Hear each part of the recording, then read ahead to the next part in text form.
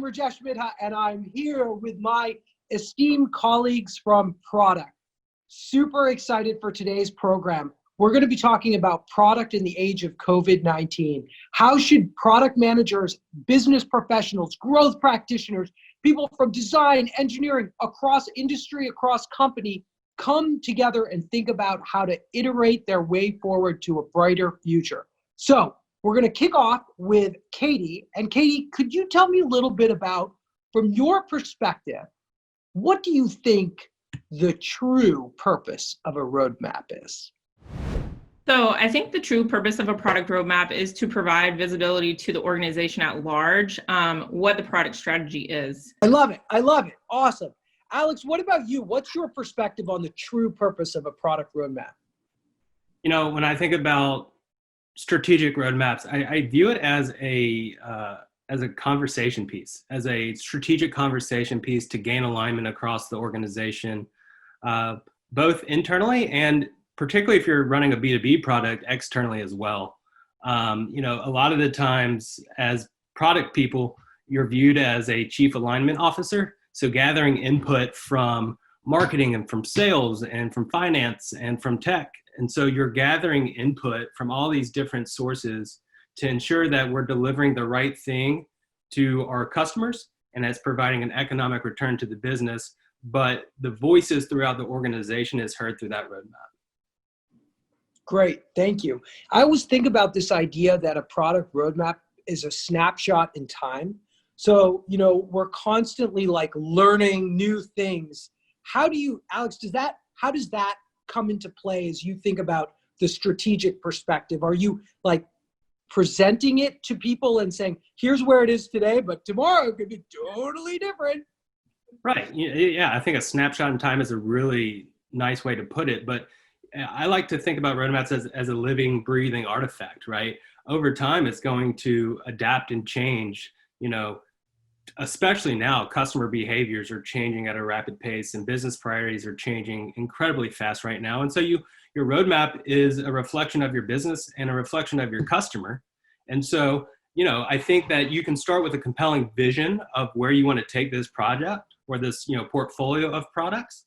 But things within it are going to change. And I think as product people, it's our job to not only articulate where we want to take the product, but articulate the purpose of the roadmap and that it is going to change.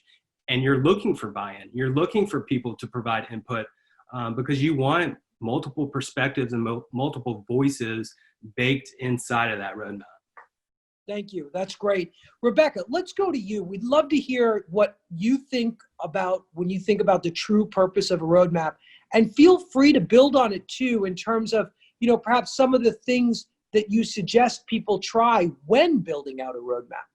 Sure. I do completely agree with Katie and Alex that it is a communications tool, and it's really about unifying the stakeholders across the organization to move toward this goal. And to make it work, it needs to stay relevant. So at the end of every single milestone, you need to be open to new data, taking new information, and adjusting course as needed.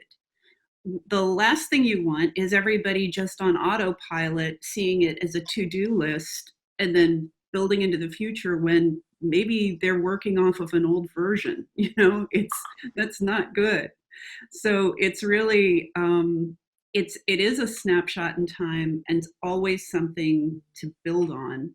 You learn, you adjust, you build, and it's that cycle.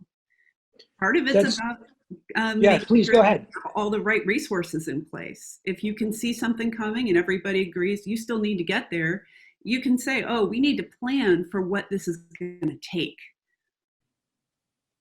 Terrific, thank you. Yeah, it's really interesting because if you look at the App Store as an example of one type of digital product, it's just littered with apps that really were not able to gain traction and find success.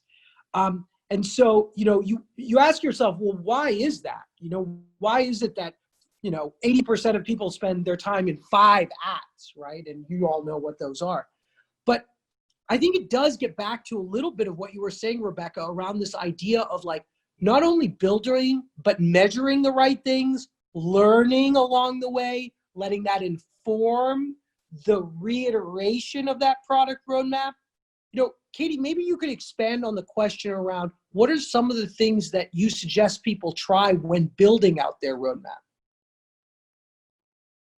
Right. So to the point of having everybody informed, you need everybody's input into a roadmap, right? So you don't want to do this in a vacuum. You don't want to sit at your desk and create a roadmap because it just isn't going to work for the organization. You also want to avoid being super rigid, right? So we already talked about it being a snapshot in time.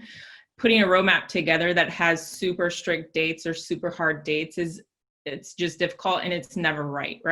It goes to the old adage of whenever I give you this roadmap, it's going to be out of date just tomorrow, right? So I think that if you're too strict on dates, that's going to be an issue as well. So don't do this in a vacuum and don't put hard dates, just put directional dates. Alex, over to you. Best practices around building out a roadmap from your perspective. I think any good roadmap starts, one, with a compelling vision of where we're going to take it, but secondly, it's founded in strong OKRs or KPIs or North Star metrics, whatever it may be. Getting a team to articulate what those things are is one thing, but figuring out a way to actually measure those, track those, and then report on those regularly is half the battle. Right. So it's one thing to set these KPIs and these OKRs. It's another thing to how do we operationalize that to figure out how we track them and report it out back to the business so that we can measure it over time.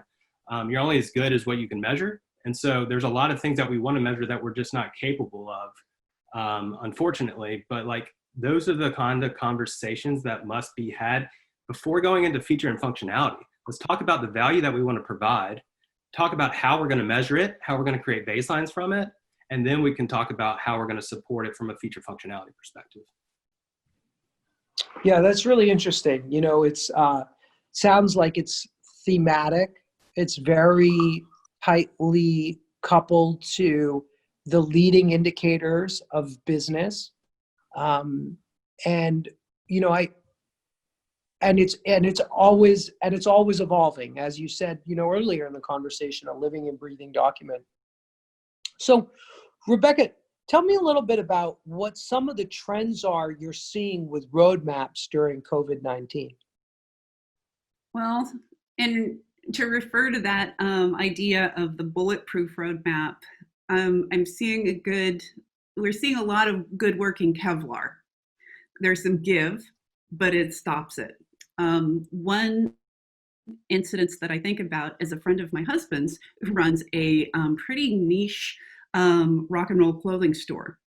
And suddenly everything shut down. And it was a small shop, wasn't set up for online very well.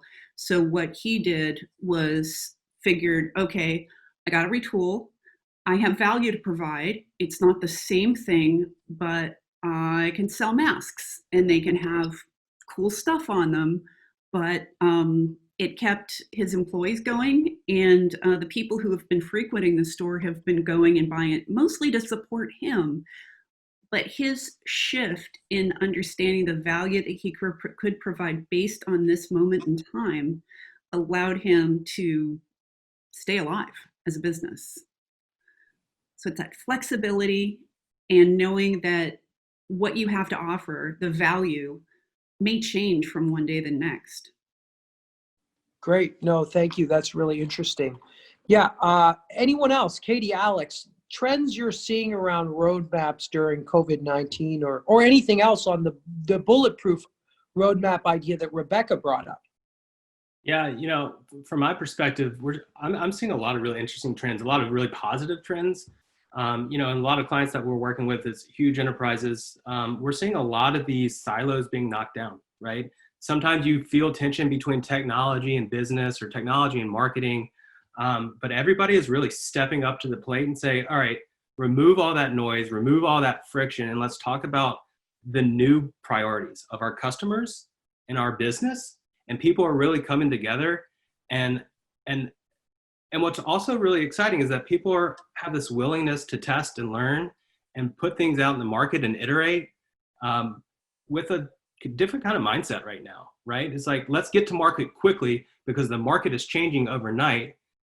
Today is different than yesterday, and tomorrow is going to be different than today. So how are we staying in this really agile mindset? And that takes, a very cross-departmental mindset to achieve. And so we're seeing that across the board with our clients right now, which is it's really impressive and encouraging to see. And I hope this lasts well beyond the situation that we're in. Yeah, to echo some of what Alex said. So I heard this quote that basically said, right now it's not about acquisition and getting new customers. It's about taking care of the customers that you have. And so most of the people I talk to about how their roadmaps have shifted, it's about how can we take care of who we have with what we have and still provide value. And from digital to manufacturing to marketing, everybody's been able to find some way to still provide value, even if it's not the first thing that they do, right? So some people, their businesses have shifted to smaller parts of business for them that are now larger parts of the business, right? So definitely shifts like that. You've seen people who are creating office spaces, retooling, to your point, Rebecca, retooling what they have so that they can actually create COVID workspaces that are safe for people. So yeah, and I think you're seeing people take more risks in terms of what they're willing to do, right? So those things that we always wish we could do or we wish we had time to test, we're more willing to do that now because I think we feel like we have nothing to lose. Yeah, really interesting. Yeah, I'll tell you that from some of the clients and brands that I'm working with right now, there's one large consumer packaged goods company that primarily sold via convenience stores, big box stores, things like that. And in this COVID-19 world, a lot of their digital presence, a lot of their marketing was really awareness oriented. And very, very quickly, Bottle Rocket was able to work with them to stand up a direct-to-consumer e-commerce site so that they could directly deliver their consumer packaged goods to the end customer. And what's incredible about it is, I know that the team essentially built out the experience in, I don't know what it was, 6 weeks. And the client or customer is going to be getting so much more rich data on their customers, and also this ability to have an ongoing relationship where before they were sort of somebody in between. And recently I saw, I was actually able to work on a product around accessing healthcare differently. So we've been talking a lot about these digital front doors at Bottle Rocket, and reprioritizing the scarce engineering resources to focus more on some of these direct-to-consumer opportunities. Access related has been one theme that I'm seeing in COVID-19. And maybe that's a little bit more on acquisition because it's a new sales channel, but it's really also, Katie, to your point, it's also retention. Because there's all these people who cannot show up physically at the convenience store, cannot show up physically at the healthcare provider, and need a new way of staying in the mix. Tell me a little bit about this idea of, we talk a little bit about virality loops and also engagement loops. As you think about roadmaps, Alex, you referred earlier to this idea of like features and functionality versus KPIs. How does this interplay of creating a virality loop or creating an engagement loop go into your thinking of road mapping? And anyone's welcome to answer the question. That's a really interesting question. I think people get locked into what I like to call solution pollution, right? Where it's like, you immediately start thinking about solutioning and you immediately start thinking about features. But like, take a strategic step back and say, okay, if we're thinking about engagement, it's much larger than feature functionality. It's the entire marketing funnel. I mean, what are you doing from an awareness perspective? What are you doing from an engagement and retention? And so it's like, how are you thinking about your product holistically and not thinking about the experience that's either on your phone or on your computer? So the experience around it is equally as important to the experience that's in your hand or on your desktop. And so thinking about different channels to weave into that product is important. So, there's a lot of really interesting tools and partners out there that we work with, from an acquisition, engagement, and retention, and analytics. And so like standing up all of these different MarTech solutions is equally as important to standing up a cool new feature. Thank you. Awesome. All right. So we're going to wrap it up with one last question for the gallery. Let's do a quick roundtable on one piece of advice you have to product owners, product leaders, business owners, business leaders, anyone involved in innovating and leading teams, companies, products forward. What's your one piece of advice? Rebecca, let's go to you. Everything should always ladder up to your vision. If it's not meeting your themes, if it's not going up to your vision, it's just a list of features, and that is not a roadmap. Katie, over to you. I would actually second that. If you're just feature dumping on a roadmap, it doesn't mean anything, right? You need to, it has to go up to your OKRs and your North Star. If it doesn't, it's worthless. Alex. And then I would live in beta, baby, all day, every day. Test, learn, iterate, and that, from a roadmap perspective, and then from a product execution perspective, always be out there and iterating. Awesome. Well, thank you all for being here. This has been another episode of Bottle Rocket News. See you next time.